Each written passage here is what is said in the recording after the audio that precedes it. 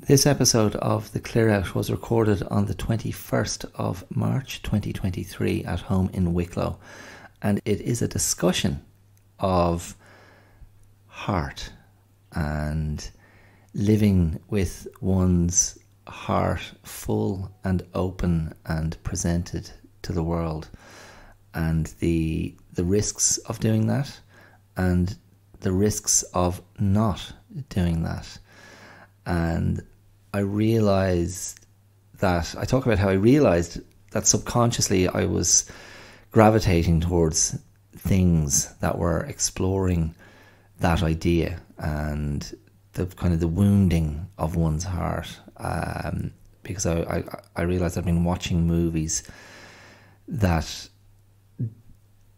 stepped into that area. So during the episode I'll be talking about Penny Marshall's Big, and Alexander Payne's The Descendants, and Noah Baumbach's Marriage Story, as kind of points of reference.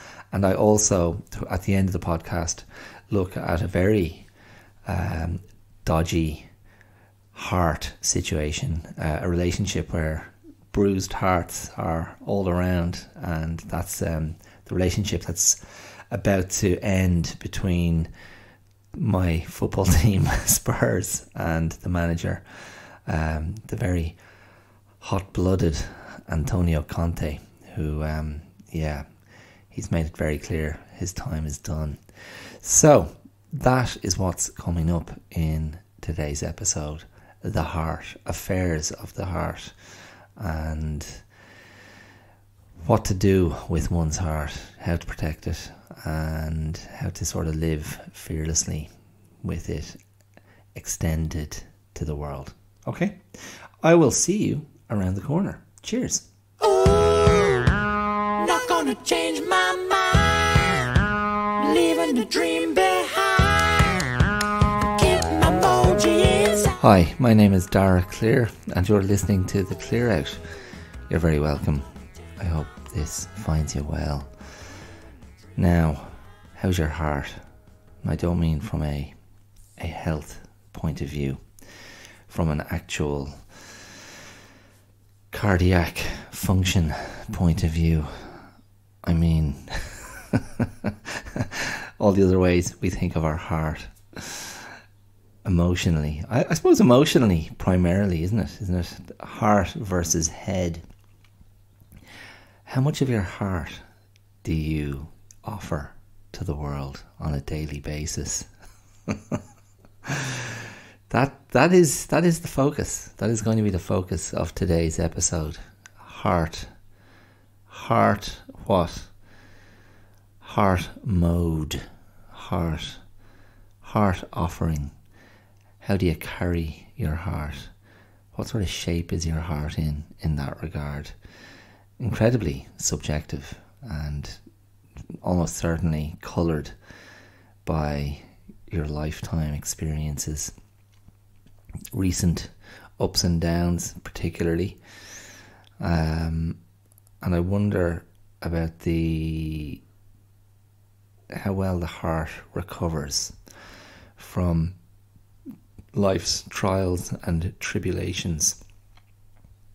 So now I know part of you're wondering what that's a very full-on start. So I'll roll back and just go with the standard. The standard. How's it going? How was your St. Patrick's Day? Did you celebrate? Is it something you do celebrate? I think I may have commented before. Again, my wife and I not being big into the whole drinking thing, the drinking scene, the lifestyle. Patrick's Day, which for many people is connected to copious consumption of alcohol. Not everyone, of course. It's also connected to watching parades of various standards. We took ourselves off to some friends, Catherine and Angus, up in West Dublin, and watched a bit of their local parade, and just hung out with them and their kids for the day last Friday, which was very nice, very nice. Old pals, and we listened to a lot of good music and a lot of Irish themed music throughout the day, and it was lovely. It was a lovely catch up and a nice way to start the weekend. Yeah. Now, if you're someone who is new to the podcast, this is episode 96, unless I'm mistaken. Instead of me laying out what I do here, one of the easiest things you could do is just go back and listen to the very first episode, which was from May 2021. And if you listen to that episode, you'll get a bit of a general spiel and introduction to where this came from, and a sense of the sort of the mission statement. So if the name, the Clear Out, and the subtitle, Wellness with Attitude, doesn't mean anything to you, go back and listen to the first episode is what I would say, and then you'll kind of get a sense of the starting point. But listen to this, take each episode on its own merits, and you can decide what you think then. And if you're a returning listener, my goodness, you are so welcome. You are so welcome. Thank you. Thank you for lending me your ears for the next however long, 60 to 70 odd minutes typically. Now, where should I begin? Where does this start? This kernel, that's K-E-R as opposed to C-O-L. This kernel of an idea, I latched on to the idea of heart. Why? Do you know what I was thinking of? I had a funny little moment with one of the guys I was acting with recently, and it wasn't pleasant. It was quite tense, but he and I had to just mark through a bit of fight choreography each night before the show, and that's very typical. It was the fight call. There was a dance call as well, so he could mark through a dance sequence he did with one of the other performers. In any case, we were doing our little fight call rehearsal, and he just brought this little vibe to what we were doing, and he was clearly expressing a sort of an impatience and an irritation with something that had been happening, and something that had been happening with the choreography. And the way he kind of broached it with me irritated me, and I should have let it alone. I should have just let it go, because I'd observed this kind of trait in him over rehearsals, where he had a way of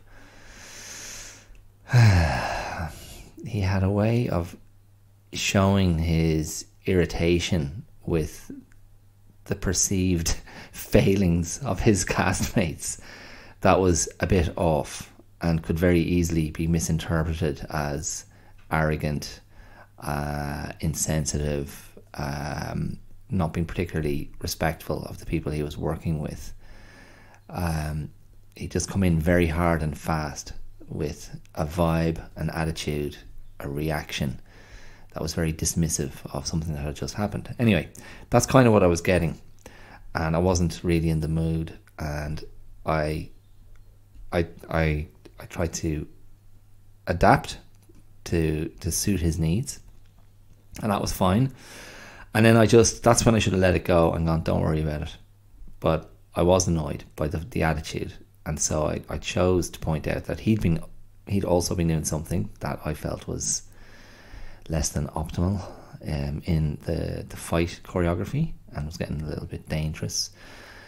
And that was it. Like, then I could just feel the vibe between us turning sour, and he got very pissy about it and sort of refused to admit that maybe he had changed something, and it was really crappy. And he leaned hard into a very disingenuous, well, what I thought was disingenuous sort of insistence on mapping out things in a way that we hadn't at any point previously done, like going, okay, well, I'll step exactly here and you'll step exactly there, and this is how we'll do it. Now, he's a great dancer and I'm a pretty experienced martial artist at this stage, so we both have a very good reading of space, distance, and I just trusted instinctively that as long as we were faithful to the shape of the choreography, that nothing would go wrong, and nothing had gone wrong. But again, I was kind of just irritated by his whole attitude, and this energy he was giving off, and so it just kind of escalated and got just really tense, and it got a little bit back and forth. You know, nothing physical, just you could just feel it between us, and it was just bristling with anger and frustration and irritation and confrontation, and you could feel the atmosphere around us just really, everyone kind of going, what the hell is going on here? And eventually I just thought, I just could feel it just not going, I just could feel it not ending well, and I just said, forget the whole thing, let's just go back to exactly what we were doing before, it's all good. And I said, I'm sorry, you know, let's just let this go and we'll just do what we were doing. I trust you and it's all good. And that's what we did. And yeah, no worries. And are you guys, are you okay? Yeah, we're fine. And did the show, fight choreography went beautifully, no other issues at all. It was all fine. But I was really pissed off. And and like, here's the simple truth. I was just I was hurt. And that might sound incredibly wussy and precious, but I was like, whoa, I just did not have the head on to be receiving that kind of energy from a colleague and from someone who I'd been working with very closely with great sort of openness and trust. And yeah, it really just kind of soured me on the experience. It was, you know, and it was a very short run of shows, as you know, if you've been listening to the podcast. But I just couldn't wait to get the hell out of there that night and just get home and distance myself.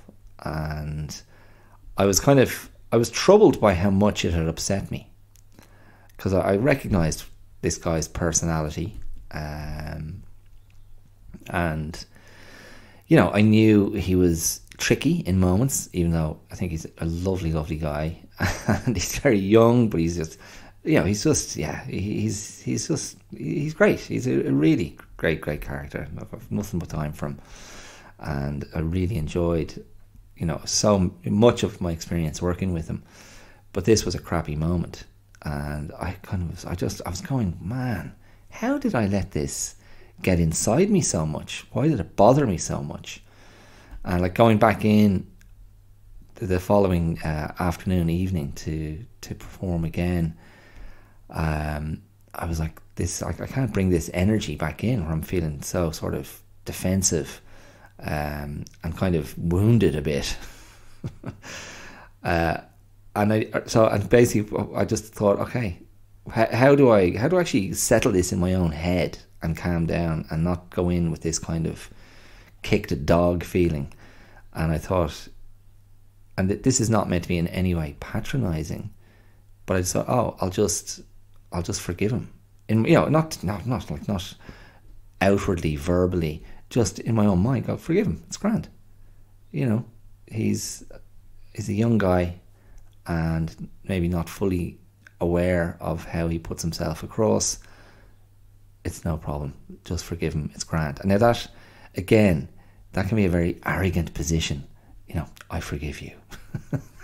What? Get the fuck out of here. But yeah, and I did kind of just come to peace with it very quickly then, and it was grand. And the rest of the run finished out beautifully, and there were lots of nice moments, and that was fine. But I was reflecting on it again this week, just in the last couple of days, and I was thinking, what exactly was it that made me feel the way I did? And I thought, and this is where I get back to the heart idea, it was because I entered into that space, I entered into that process, the rehearsal process. I entered into all the relationships with the people with whom I was working closely in that show with a very open, unguarded heart, because I was passionate about the project, because I was passionate about going into that space and doing good work, and because I'm passionate about having the best possible working relationship with people I'm working with in a creative space. And particularly that show was very intimate, and the rehearsals were very intimate, and we all brought a lot of ourselves and a lot of vulnerability, honesty, openness, authenticity into the space in the developing of the piece, of the work. And we tried to continue to bring that energy into the performance each night. And it was a small, tight-knit group, and that's a great thing. When that works, that is a beautiful thing, and it contributes to the overall dynamic and energy of a piece. And I think it was a big part of the success of the show. And this incident just threw me, because the way I was thinking about it was, this is, I'm offering you my heart.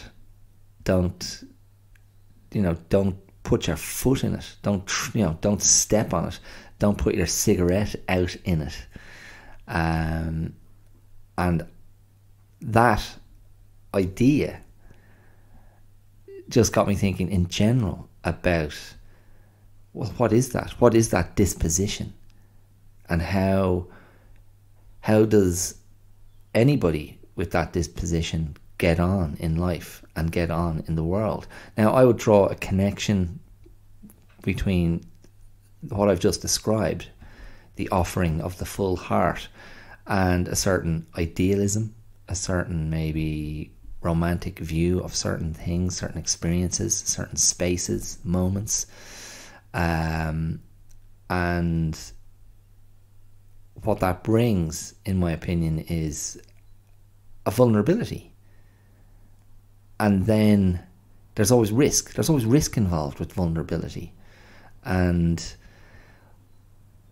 what I don't want this to be is, I don't want it to be analogous to naivety, because I think that is actually a type of cynicism. When you view someone who is bringing a huge amount of sincerity to things, when that person is dismissed as being naive, callow, green, in some way unsophisticated or ill-suited to the attritional nature of life, to the attritional nature of people, to the imperfect messiness of dealing with others. To my mind, that's an admission of defeat. And to my mind, what that does for people who subscribe to that idea is there's a sort of an encoded or a hardwired compromise involved, and a sort of a hedging and a caginess. And of course, that doesn't come from nowhere, because when you offer up your heart to the world, inevitably it's going to get the crap kicked out of it. And you're this engine of love, which is how I'm conceiving of it. So this is very much the metaphorical heart, and not the not the mechanism, the machine, the pumping engine of the human body. I am speaking strictly in metaphorical terms. So yeah, when you offer up that thing, it's going to take a kicking at different times for different reasons, and I think that's an ongoing challenge. It's an ongoing challenge to continue to go, no, it's okay. I'm going to continue to offer up my heart to the world in different circumstances. So, yeah, there are going to have to be some clarifications here. There's going to have to be some nuance applied, and there has to be discretion, good judgment. To whom are you offering a full heart? In what situations are you offering a full heart? And what circumstances are required for you to feel this is a good move. This is the right way to be at this moment. So as I was sort of unpacking that for myself and thinking about it, I realized that there must have been something kind of sniffing under the surface of my subconscious that was being directed to this area of inquiry. And it's funny, I was just thinking before I pressed record about again some of my screen time over the weekend, and how I see, okay, there's a connection here that was feeding into maybe this kernel around the heart and how it can really take a knocking at different times. And last Thursday, movie night. It was movie night because Friday was a day off, national holiday for St. Patrick's Day. And so my daughter was like, yeah, great, movie night. Now, the previous weekend we had a movie night and we watched a not great live action animation mix movie, which was a sort of a Chip and Dale. Do you know Chip and Dale? What are the chipmunks, aren't they? I don't know when they first came into the Disney canon. Maybe the 60s, maybe before then. But Chip and Dale had a movie last year, Chip and Dale Rescue Rangers, and it was trying to be a little bit postmodern, and there were things about it that worked and things about it that didn't. And anyway, I was a bit like, yeah, whatever. My wife went to bed, but my daughter really enjoyed it. Anyway, I was determined, for the next movie night that we'd watch something that I'd enjoy. So I suggested to my daughter that we watch Big. 1988, I think, Penny Marshall's movie about the young Josh Baskin, a nice young fella who wishes he were bigger, and he makes that wish with a rather spooky carnival funfair kiosk machine, Zoltar, I think, who once Josh has dispensed his money and made his wish, a card is dispensed with the simple sentence, "Your wish has been granted." And Josh wakes up the next morning and he is no longer who he was. He is now Tom Hanks. Big. And Big is a film of enormous charm. I remember seeing it in the cinema. I would have been a 14-year-old. I'm just thinking, this is great. And Tom Hanks is great. I've always liked that side of the Tom Hanks persona.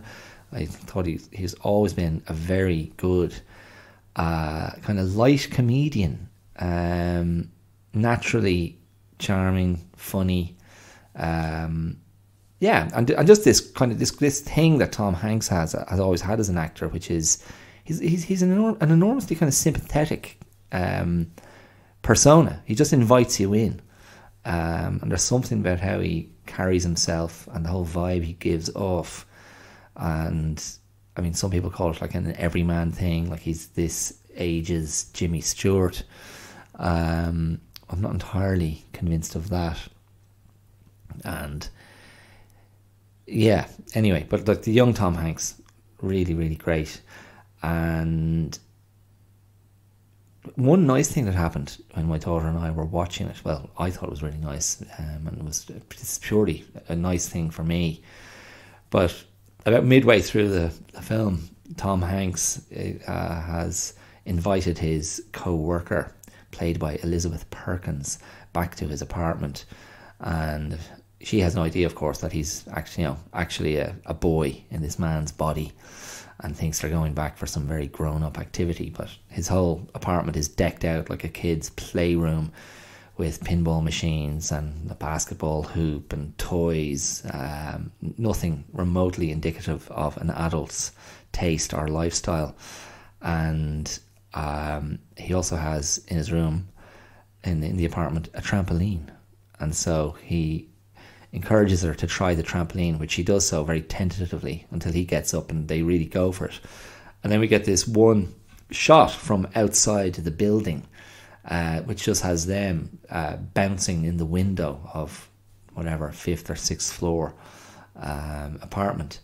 And my daughter just instinctively said, "Oh, yeah, that looks really good," which was her way of saying that's a really good shot. And I was like, I just felt this thrill of, wow, she's starting to look at movies with a critical eye. And yeah, I just had this surge of kind of excitement and I don't know, not pride, because I'm very, I have my own theory about this idea of, I'm so proud of, my daughter. I mean, I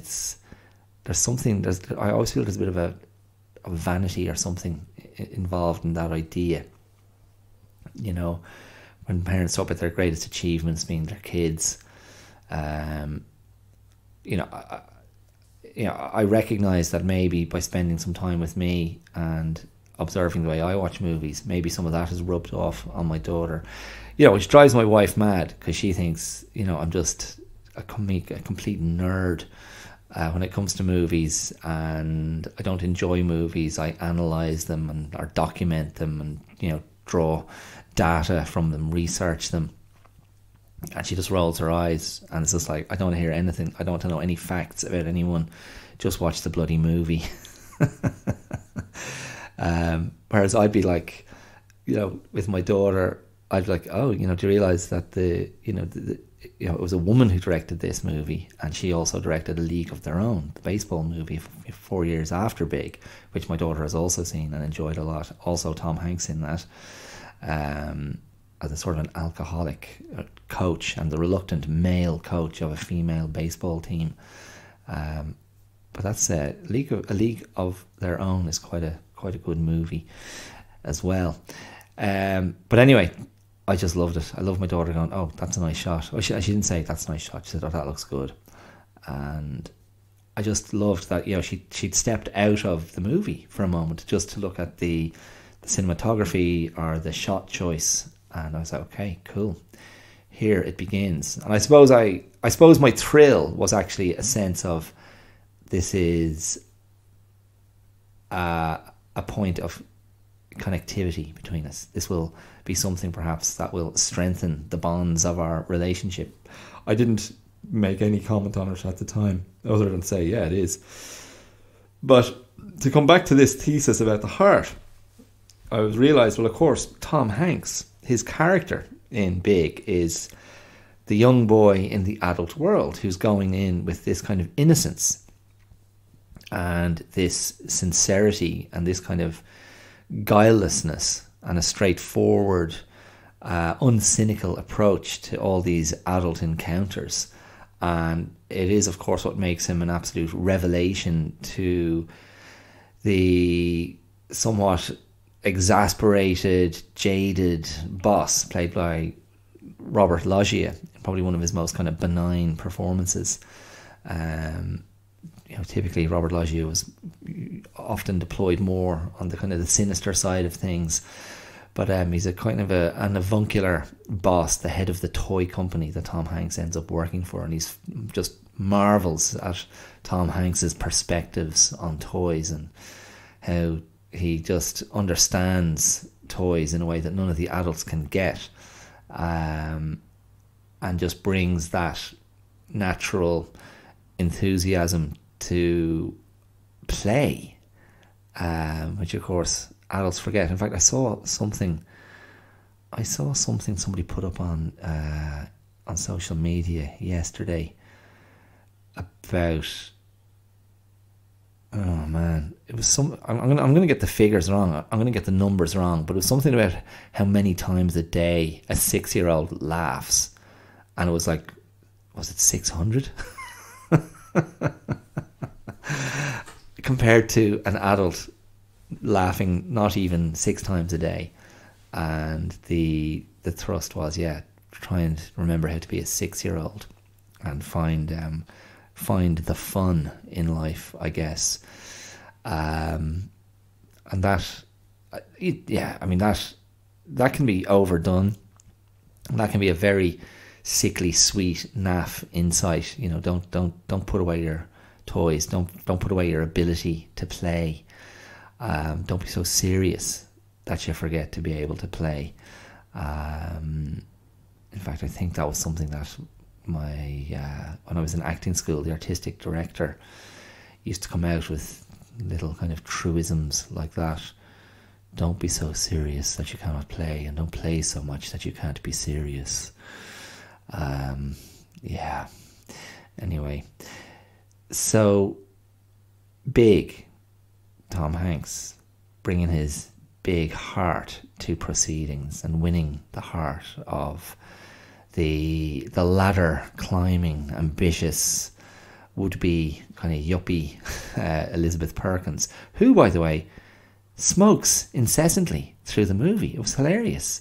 In nearly every scene, she's just puffing away on a cigarette. It was just so bizarre. And not all characters were. It was really strange. Quite a funny John Hurd performance in that movie as well, as the jealous ex-boyfriend of Elizabeth Perkins, who also works in the toy company. And anyway, so there was that. That was big. And you're thinking, okay, what can we learn from big? Bringing just a little bit of that sense of wonder to the adult world. I mean, this harks back to something I was talking about a couple of weeks ago, when I was talking about seeing things as new and trying to bring fresh eyes to life and to the world, even if you're no longer 18 or 28 or 38 or even 48 in my case, and looking at things with an openness to finding things interesting, fresh, invigorating, revelatory. That capacity gets challenged as we get older, and I suppose that is connected. Again, it probably comes back to my own sort of.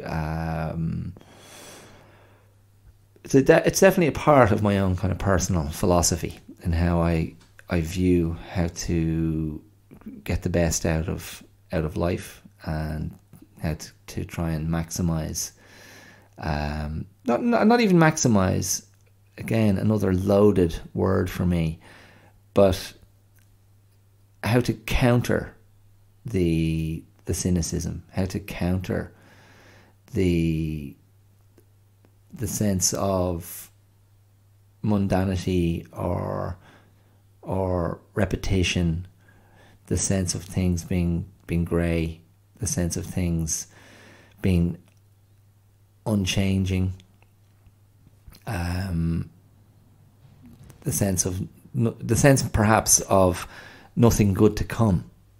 I think you can counter that by bringing a certain mindfulness. Again, another loaded term. And like, mindfulness isn't just constantly being in a Zen-like state throughout the day. But I think, well, I think of it personally as having a sort of a slow flowing awareness underneath everything else, and that slow flowing awareness, just like a very gentle kind of ripple of sensitivity underneath things that is alive to being moved, is alive to seeing something, is alive to hearing something, and is alive to internalizing or absorbing those moments to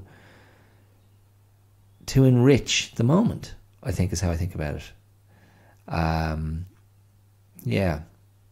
So that's kind of that's there in the mix, and that does come back to this idea then of wholeheartedness and bringing one's heart to proceedings. Now, just to stay with the movies for a couple of moments, the other couple of movies I watched over the weekend, so after talking to my friend Angus on Friday, I rewatched The Descendants, Alexander Payne's 2011 movie with George Clooney as a Hawaii resident who comes from a long line of Hawaii people, Hawaiians, who have owned land in Hawaii for many generations because one of his ancestors married an indigenous Hawaiian kind of tribal leader, and they inherited a load of land. So George Clooney has become the representative of a very large extended family who has to make a decision on what's to be done with a huge tract of unspoiled Hawaiian land. And while that is playing out, he's also coming to terms with the fact that his wife is in a coma and is soon to die, and he has 2 teenage daughters he has to negotiate this sort of bereavement with, and negotiate his own feelings, because he's been somewhat estranged from his wife and had great intentions to give the marriage a second chance, a second lease of life, and then his wife is sort of taken from him, and it's a really good George Clooney performance, a very sort of fragile performance, but also a very comic performance. And I was appreciating his comic skills throughout the movie. And yeah, but there's also a real emotional vulnerability, and he just played it really, really well. And I enjoyed revisiting that movie. And quite moving, of course, in moments, and very sad, and this kind of compromised relationship with his wife, who he finds out was having an affair, because one of the older teenage daughter knew about that, and he confronts the man with whom the wife was having the affair, and again, there's all these kind of comic set pieces, but again, a sort of a dramedy, as they would say. I mean, there's a lot of dramatically real moments. And I did see one review refer to Alexander's male protagonists as beached males, which I thought was quite nice. If you think of Paul Giamatti's character in Sideways, Matthew Broderick in Election, and Jack Nicholson in About Schmidt, they're all men who are just struggling to cope, struggling to deal with what life has sort of dumped in their laps. They're all somewhat thwarted and unstuck.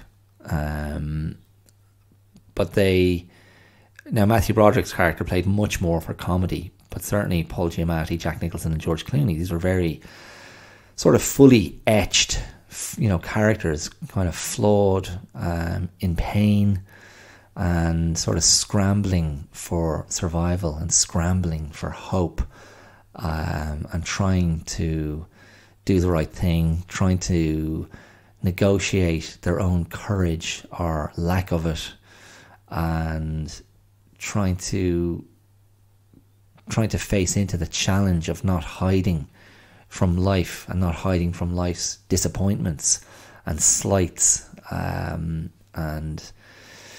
happenstances, and done really well. I'm trying to think. There must have been another Alexander Payne movie more recently, but I can't think of what it was. So I watched The Descendants, and again, there's definitely issues of heart in that. And I mean, that side of the story is quite romantic. Ultimately, George Clooney, there is something slightly idealistic about him, but yeah, I thought a very likable character in difficult circumstances, and in terms of the direction, very restrained from Alexander Payne. Just some of the scenes just not fully going to the obvious places in terms of dialogue or the expected response or the expected beat. Just having the discipline to let things sit in sort of an unresolved place or an unspoken place. That requires discipline, and I'm not sure I have it as a storyteller, in terms of the stories that I've written. I do tend to. I often like to write characters who are in really crappy circumstances, but they get the reward of perseverance. And sometimes maybe that does. I need to examine that. Maybe that just does end up being sentimental, that things work out for people who are earnestly trying to make shit work. And maybe that's a reflection of maybe that's a reflection of how I see myself.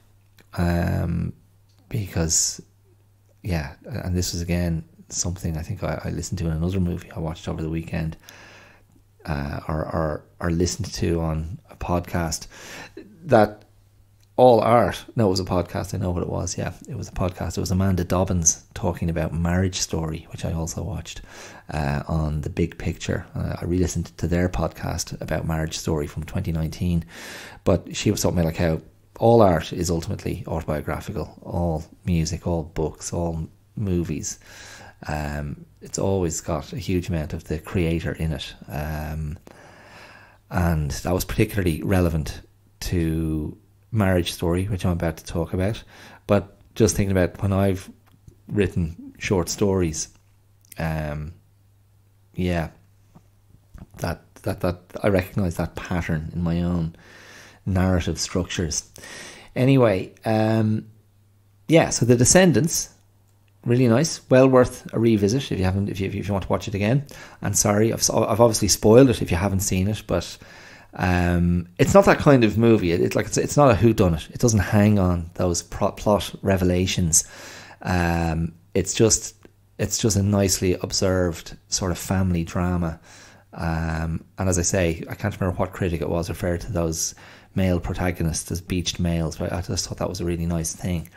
And so, yes, to Marriage Story. Marriage Story I saw when it came out. I think my wife and I watched it just before we left Australia. I think that was one of the that was like a warning that came with the movie. It was like, don't watch this with your spouse. But we did. It didn't do anything to make us better or worse in our relationship. We had enough going on, just trying to make the big relocation back to Ireland. But and that was as I've spoken about before, that was an emotional time in that lead up to leaving Australia after our 10 years in Melbourne.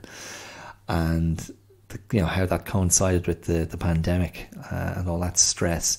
But in any case, I was just scrolling on Netflix the other night and I saw Marriage Story there and I thought, oh yeah, cool. I want to rewatch this.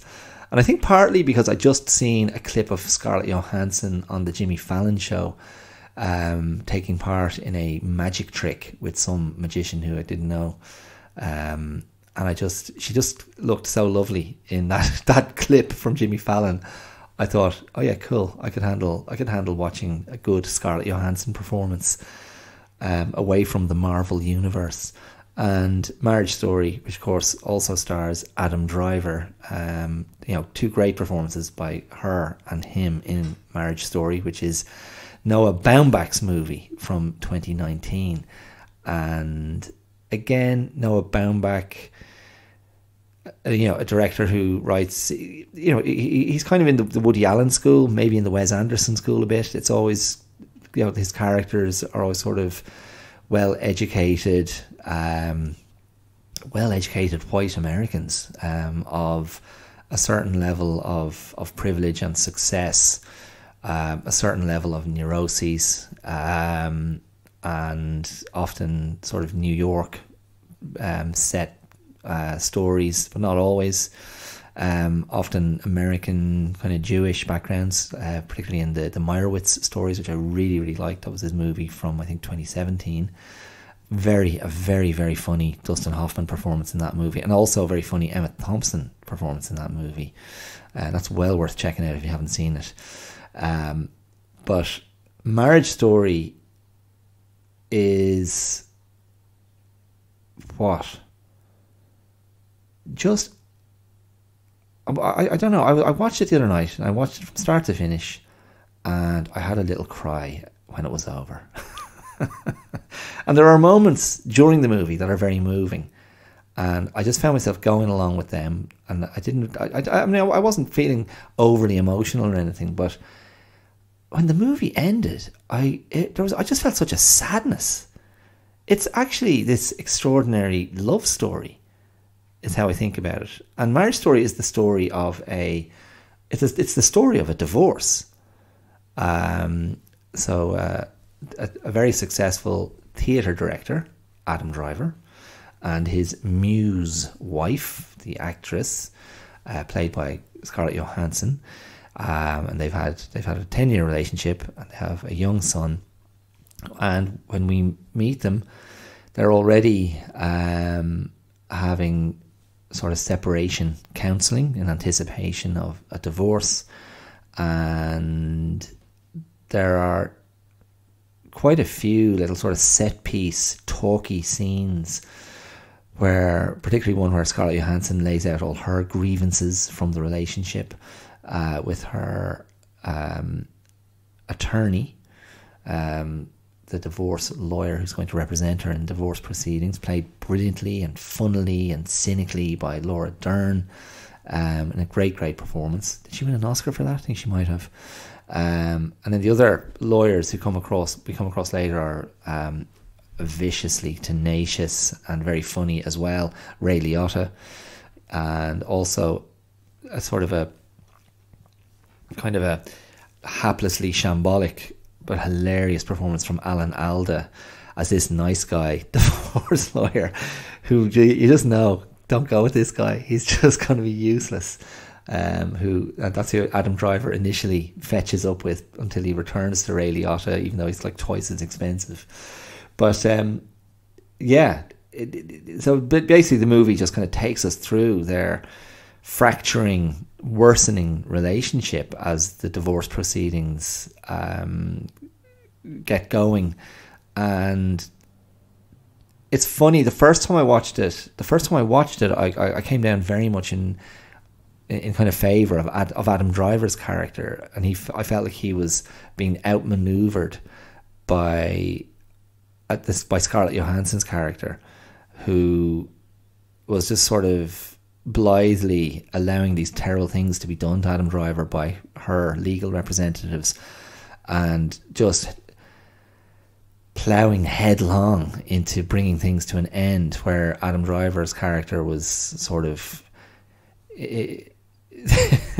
and maybe this is, I'm seeing myself, Adam Driver's character was being the sort of the romantic and kind of go, no, look, we're going to settle all this amicably, and we agreed that we weren't going to get lawyers involved, and she's just like 100 miles down the track, and he's still kind of going, what's going on? What do I need to do? And when I first watched it, I was like, oh wow, God, I mean, she's really stuck it to him in this very cold, withdrawn way.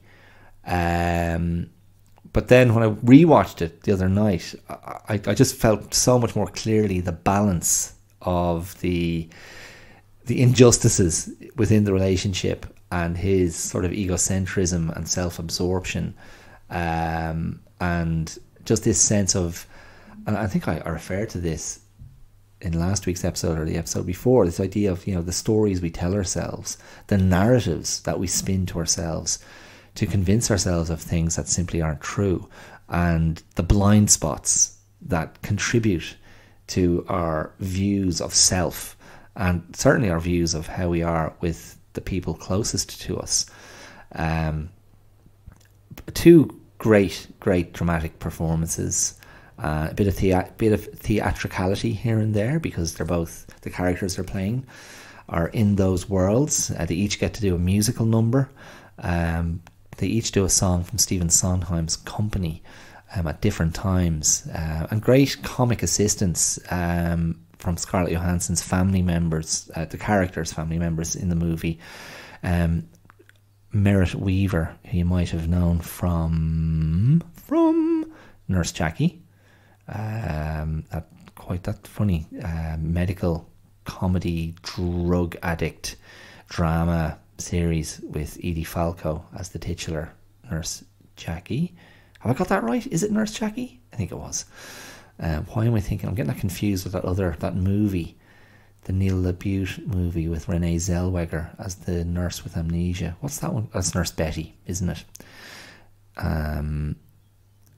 Yeah. Anyway, Nurse Jackie, Merritt Weaver from that as Scarlett Johansson's character's sister, very good, and also hilarious performance from Julie Haggerty, who you might remember from Airplane, the spoof air crash movie from way back when. Oh my God, she's very funny in Marriage Story as well, as the mother who used to be an actress and is still kind of talking in that Hollywood way, and funny, very well judged performance. But ultimately, as I said, I had this kind of reaction to the movie when it ended, just this kind of this sadness, because the love between the two characters was so palpable, and their sadness was so palpable, and the sense of loss. And I suppose on a level, I was sort of reflecting on my own life and my own journey and my marriage, and where my wife and I have kind of travelled to, metaphorically speaking, but like emotionally speaking, and the challenging times we've had to sort of negotiate, particularly over the last 10 years.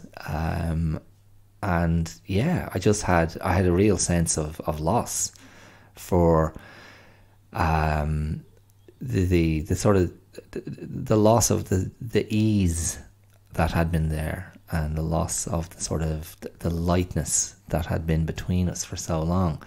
Now, I'm not saying that with any sense of fatalism or irrevocability.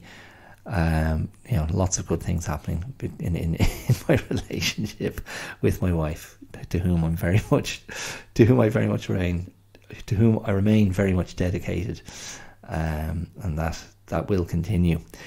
But yeah, I'm just this is in the spirit of what I do here on this thing that I do.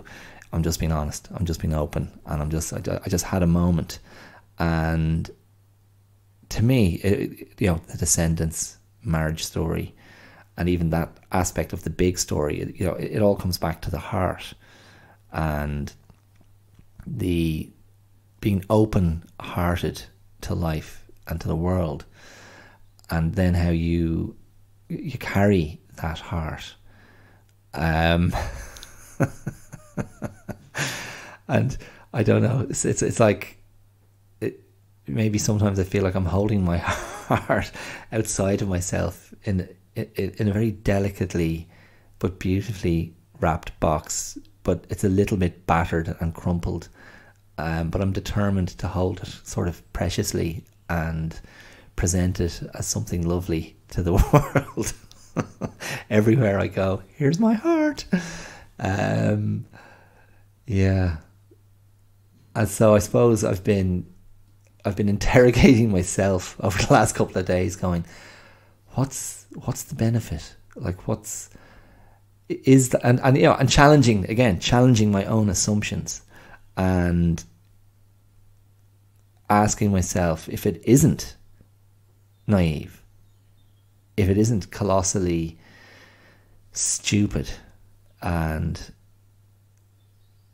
idiotically self-harming to insist on romance, to insist on offering up a sincerity of heart to life when circumstances are saying that is just not the priority, when life's circumstances are saying, would you put your bloody heart away and get on with what has to be got on with, and stop wasting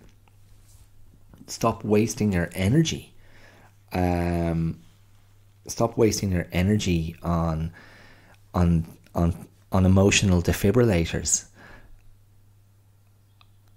And so, but I'm just talking that through, and I know 100%. I know 100% that I reject that. I reject it. I reject it with every ounce of my heart, because that to me is it's the road to darkness. It's the road to the extinguishing of light. It's choosing to extinguish lights. And I can't actually, I just go, if that's my choice, and I'm not putting this into a depression frame, I'm not putting this into like a mental health collapse frame, but for me, my attitude is, what's the point if you're turning out the lights? What's the point? What's the point in doing anything if they aren't things that light you up? If they aren't things that motivate you and inspire you and make you want to be better and make you want to bring better things to the people you care about, and they make you want to bring better parts of yourself and better application to the things that you care about.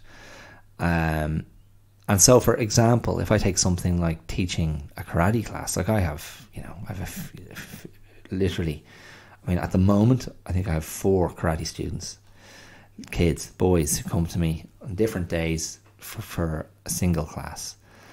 And sometimes I'm just thinking to myself, what is the point? I just can't be arsed to go and teach a karate class. But then, when I just put on my gear and I go to actually teach, I won't tolerate not bringing all of myself to that session and trying to do as good a job as possible. And I just couldn't live with myself if I just went out and dialed it in. And most of the time when I worked as a teacher in different capacities, different levels of education, different age groups, etc., that was always my attitude, even if I wasn't always monstrously inspired to go into work or go into a classroom. I always tried to kind of bring everything I had in that moment. And yeah, I mean, that was kind of my default mode of engagement, was I'll get in and I'll see the students and I'll be motivated and we'll find something that works for us, and hopefully they walk out of here in a better place than before the class started. And in a way, that's how I approach my relationships as well. It's like, well, yeah, this moment, this exchange, it's turning on a light. It's turning on a light in life, whether it's with a friend, whether it's with a family member, whether it's with my wife, my daughter.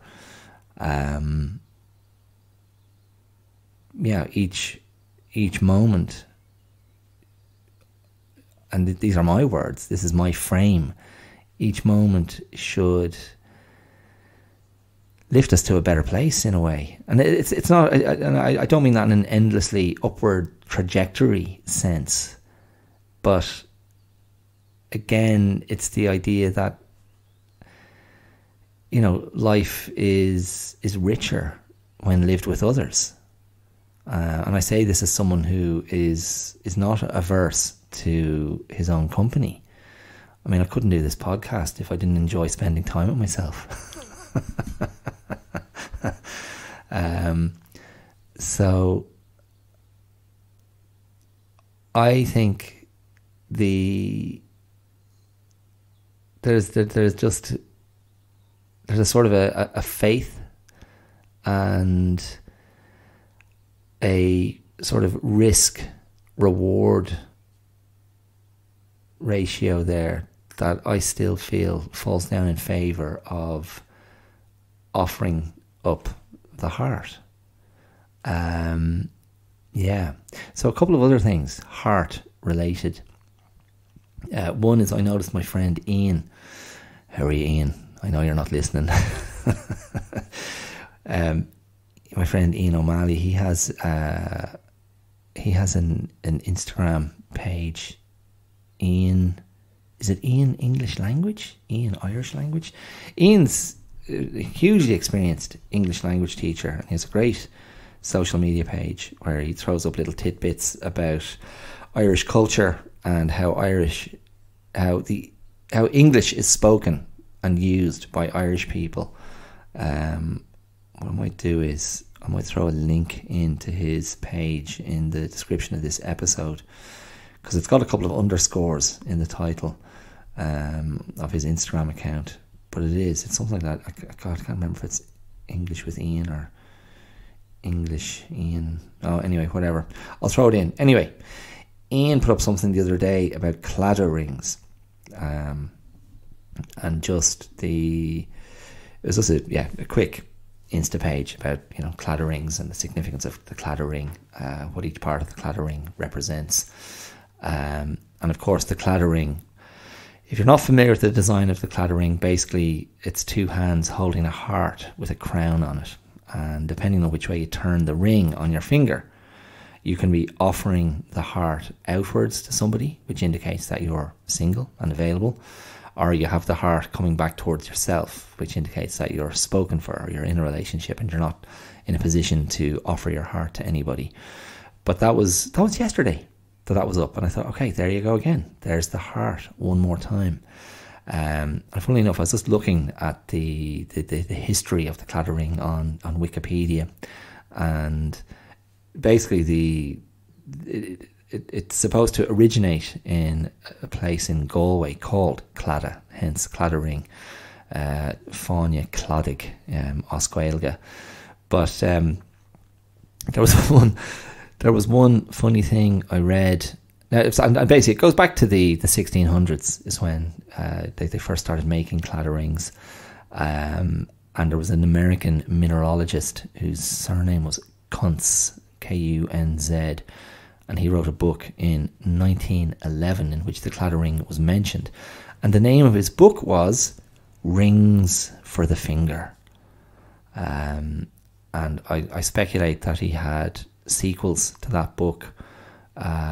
So the follow-up was Rings for the Toe, and then his great opus that he was working on before he died was Rings for the Nipple. So you can go and seek those out, and maybe only the first one of those actually exists. But I was just going, Rings for the Finger. I was thinking to myself, well, where else?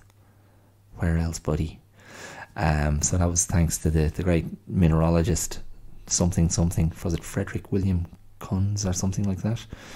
I thought that was very funny, amusing myself, if no if no one else.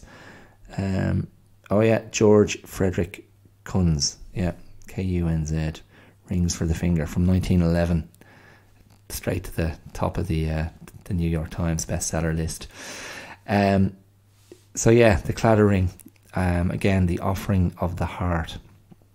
So, and typically that's obviously, you think of that and it's a very classically romantic offering, very much about love and romantic love. So that was again the subconscious was sniffing it out, latched onto it.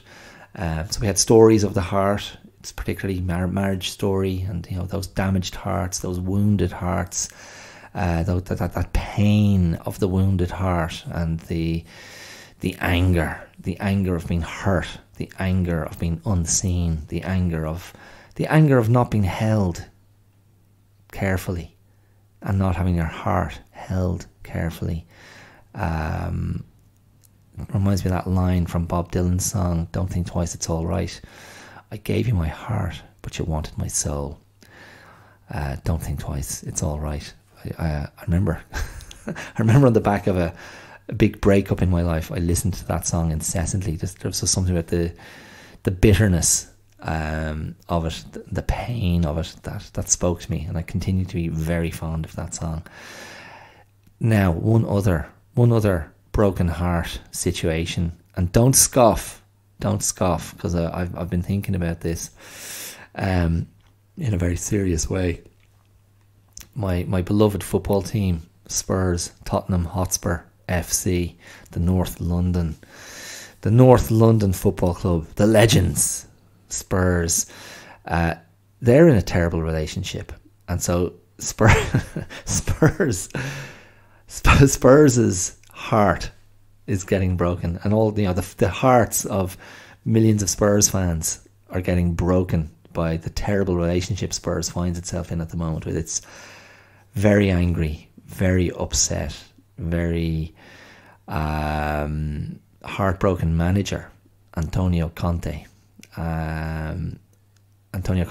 Very volatile, emotional Italian manager, only 53, had a huge outburst in his post-match press conference at the weekend, and was scathing about the players under his charge, scathing about the culture at the club, the losing culture, the losing mentality, the inability to step up when the pressure comes on.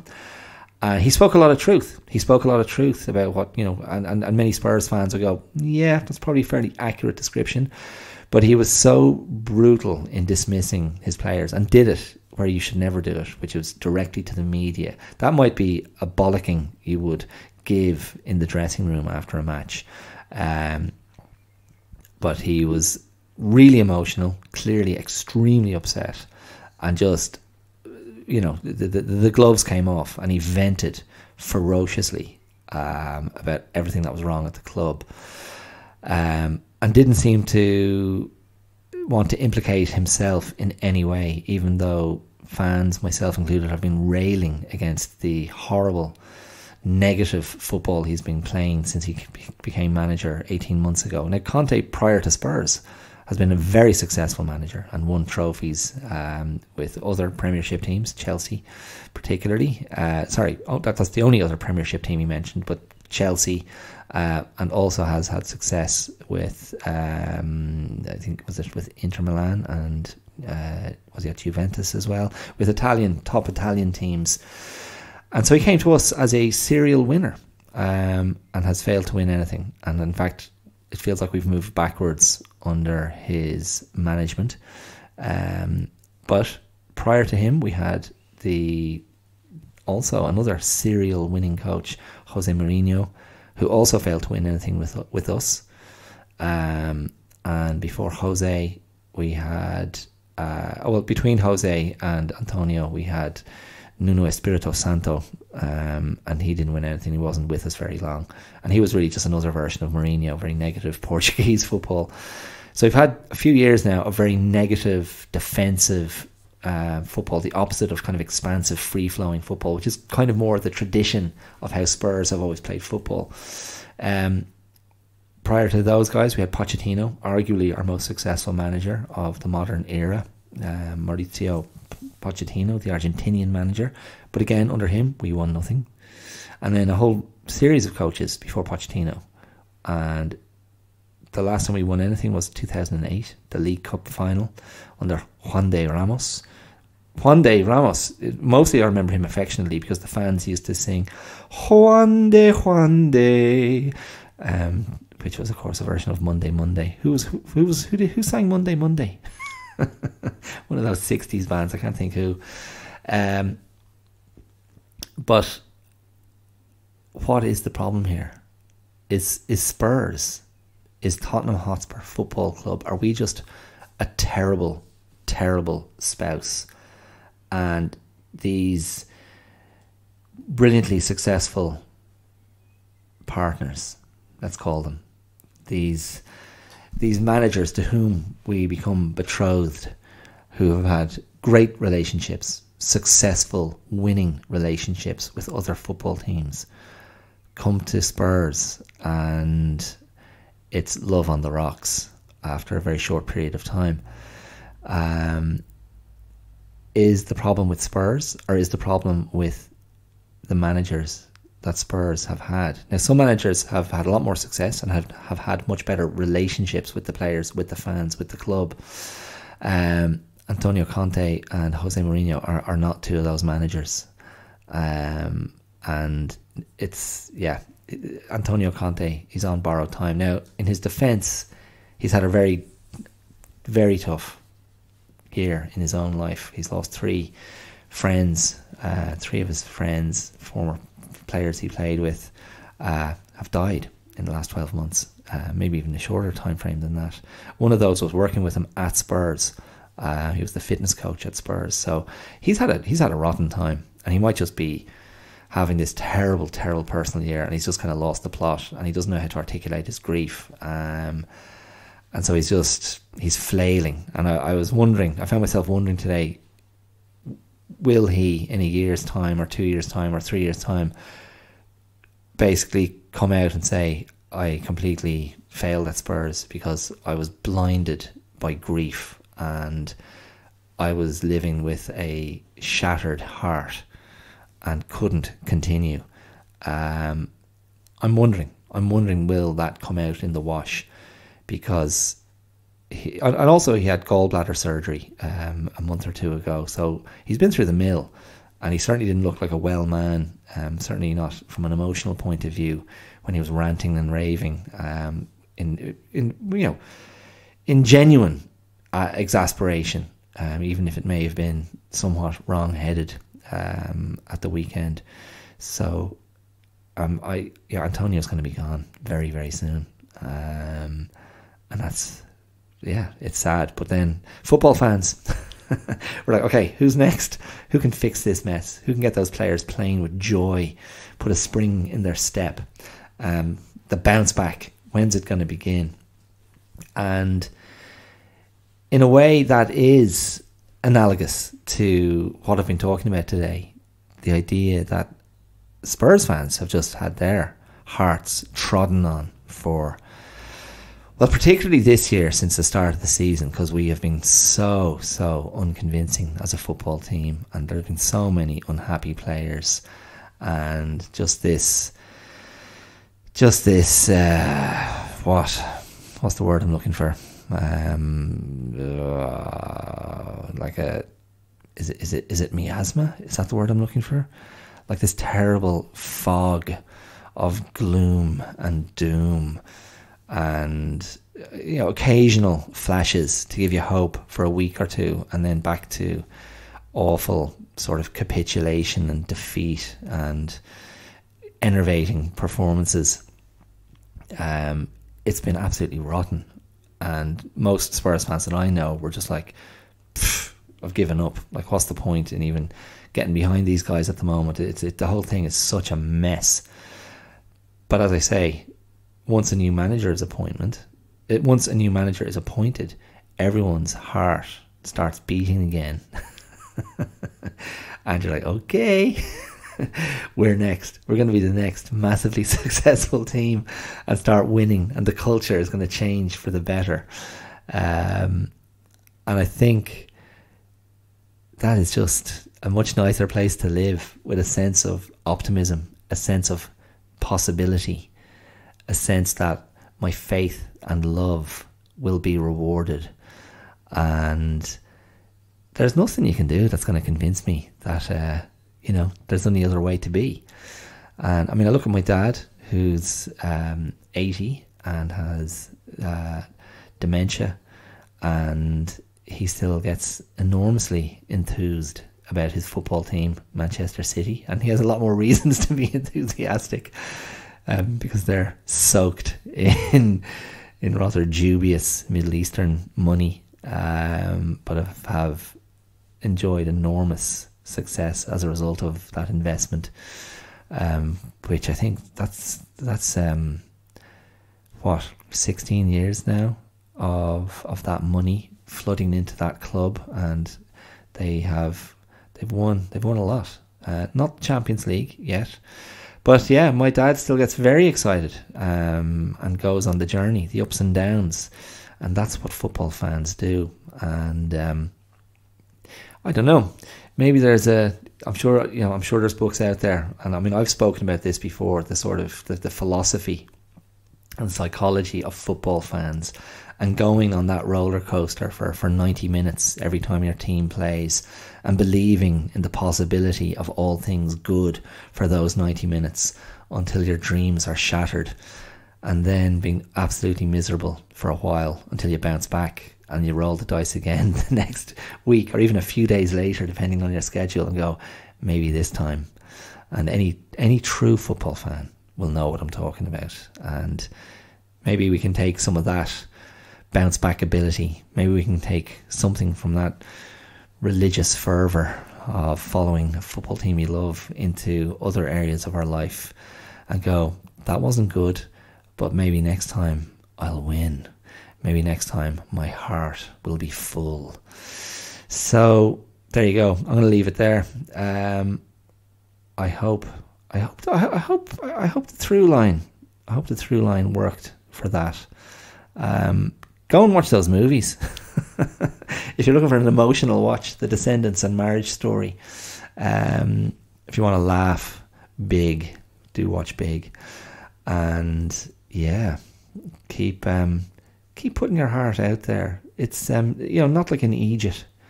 It's not that. It's just not that at all. It's connected to something much stronger, much more solid. You don't offer your heart to everyone. It's knowing those moments and places, and the rewards are so much greater.